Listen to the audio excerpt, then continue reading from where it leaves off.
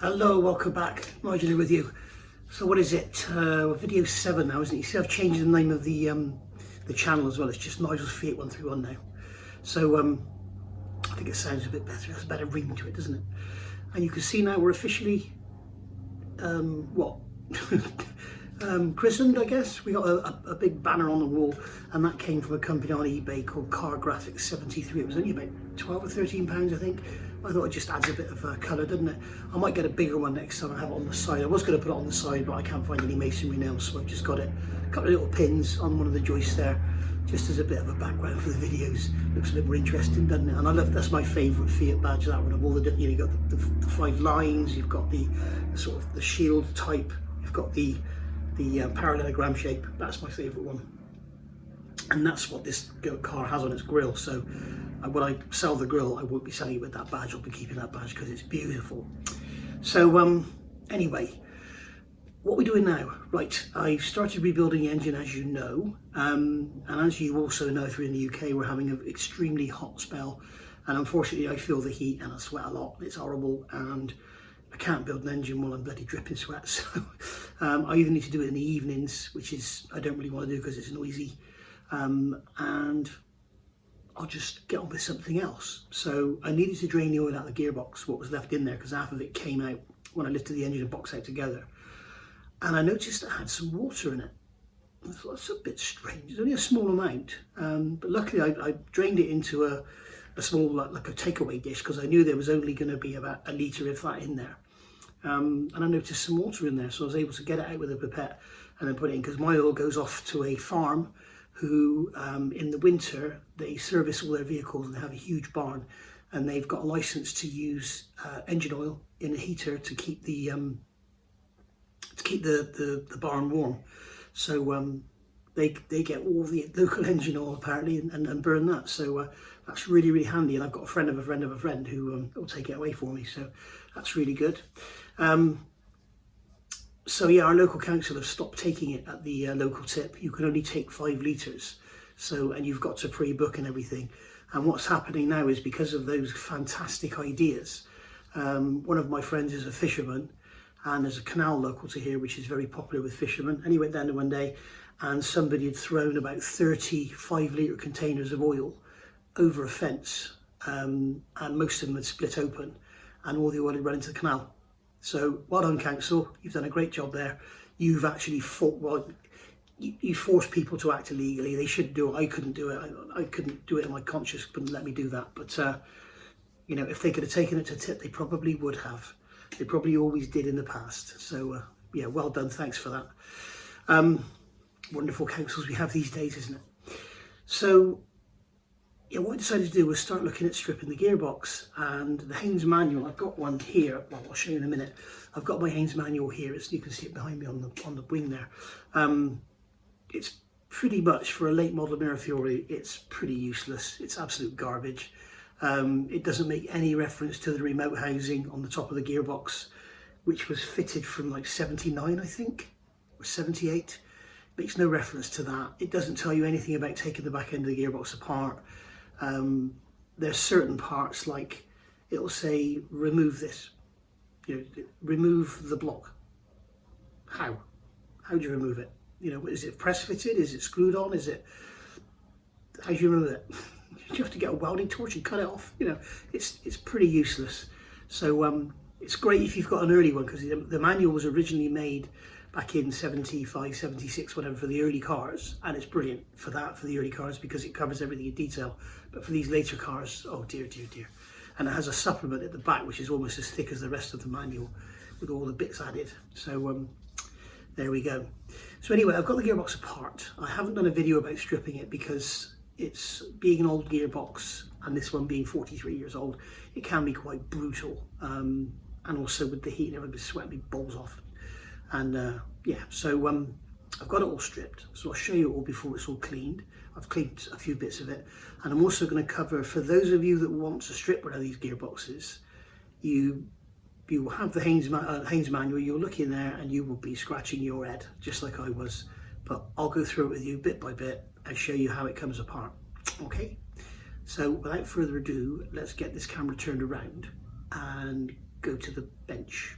is and boxes. See you in a sec. Okay, so this is the manual. As you can see here, this is the last edition, so 75 to 85. You will see some of them only cover, I think it's 1297, 1585 and 1995. This one is the 1367. Remember, there is also a 1367 single overhead cam, so be very careful when you're looking at parts. If you see 1367, it's not necessarily a twin cam, if you have got one, that is. So yeah, I've kept the page and then bloody dropped it. So anyway, it's pretty useless. I've been using it here. Most of the stripped down instructions aren't appropriate. This isn't appropriate. That isn't appropriate. You've got, this is the 4-speed gearbox. Okay, you've got a broken down diagram with the 5-speed's nothing like it. They don't have a breakdown of the 5-speed. This is the 5-speed here, but as you can see, the tail housing is nothing like the 5-speed you've got after 1978. You've got no remote linkage mentioned. When it comes to actually removing the gearbox, the instructions here are a complete and utter waste of time. As you can see, this is the early car. They don't mention any of the remote housing or anything. So total and utter waste of time. So I'm going to quickly show you. We'll go through the bits. So I've got the, here's the lay shaft. The lay shaft is made in one piece. Again, another reason for doing this is I wanted to find out what damage the water had done, because if there was serious corrosion, that could cause issues down the line.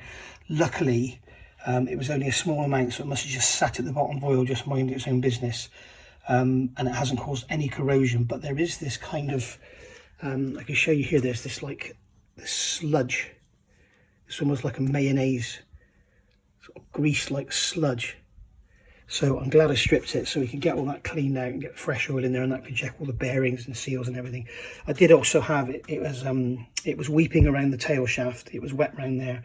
And then on closer inspection, it was wet on the input shaft as well. So I just thought I may as well strip it, get the seals all replaced and everything. So there we go. So this is the main shaft. You can see all the way from here, all the way up to there. It's bloody huge. This is actually separate. The input shaft here is a separate piece.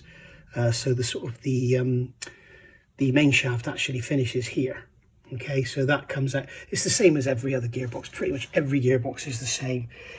This gearbox looks absolutely bulletproof. It looks very strong to me. There is absolutely no wear anywhere. The synchro rings are all biting beautifully. It really is in a remarkable condition. And I've since found out this is the same gearbox as that's fitted to the 2 litre, but it has some closer ratios, so it might be a great upgrade for a 2 litre twin cam. So it's worth rebuilding it nicely, I think. And then if I do use a 2 litre Fiat twin cam in this, I could just go with this gearbox, at least initially, before I go really silly with something, if I ever do. So you can see here's the intermediate casing. We've got the main gearbox casing there. You can see under here where it was leaking here. And we can see we've got a bearing in there, which I'll have to have a good look at. But everything is in remarkably good condition. There's the tail housing. I've got that off and had an initial clean, but it obviously needs a final clean. And then I'll put my acid treatment on the outsides of the casings and give them a good buffing up with a nylon brush. And that brings all the castings up beautifully, just like I've done on the engine. If you haven't seen that already, here it is. If you look at these cam boxes, come here. They've come up beautifully. So there we go. So there's the engine ready to go. I've now got the tool for doing the shims, by the way, and I've got the shims, so I'm ready to go on and do the head. But as I say, I'm not going to do it with bloody dripping sweat in there. Here's all the nuts and bolts again. That'll be box thing with all the numbers and everything written down. There's the tail, box A, and then there's the rest of the gearbox there. We've got selector there, and there's a lot of these spring clips in there. There are no shims in this gearbox. There's no preloading, presetting or anything. All they have is these spring washers. So basically, if I pull this back a bit, you can see this washer is beveled. So when you push this sleeve up against it, it puts a preload on the bearing here, or it puts a preload on everything, and it just holds it all in place. And everything is just secured with C-clips and circlips and snap rings. It's absolutely glorious to take apart. The only problem with it is it's got these horrible, see if I can find one. They're in here somewhere. Where are you hiding? There we go, there's one there. It's got these horrible screws. You've got these screws that, come on camera, focus, there we go. Got these horrible countersunk screws that hold a plate in. There's the plate there with a shim under it. All that shim does is holds one of the shafts in place, stop it falling out. But you can see you've got these countersunk holes, and they've got like lock washers in them, and they're an absolute nightmare to get out. But the old slide, not the slide hammer, the what do you call them? The can't think what you call it now. I'll think of it in a minute. You know, the thing you hit and it unscrews things. Impact driver, that's the word I was looking for. So there we go. So yeah, so basically there's all the parts. I've got some parts over here cleaned up. There's the housing, the extension, which isn't mentioned in the manual at all. You can see you've got the gear stick here, and then you've got the actual part that goes into the gearbox there, which is replacing the old long gear stick. And if you're ever wondering how to get one of these off, get the gear stick off, this clip, I found it on YouTube, thank you very much. This clip goes up under, that goes up into there. So basically the gear stick slides over, and then this just pushes up inside the gear stick and holds it on. So you've got to get in there and just pick it out. It's sat on that rubber there. Just got to get it and pick it out. So you get the gear stick out, then that makes the gearbox so much shorter height-wise, so I can slide it under the car. Here we've got this is the bearing slider. Okay, that goes in from inside the gearbox. We've got a great big magnet here which goes in the intermediate casing.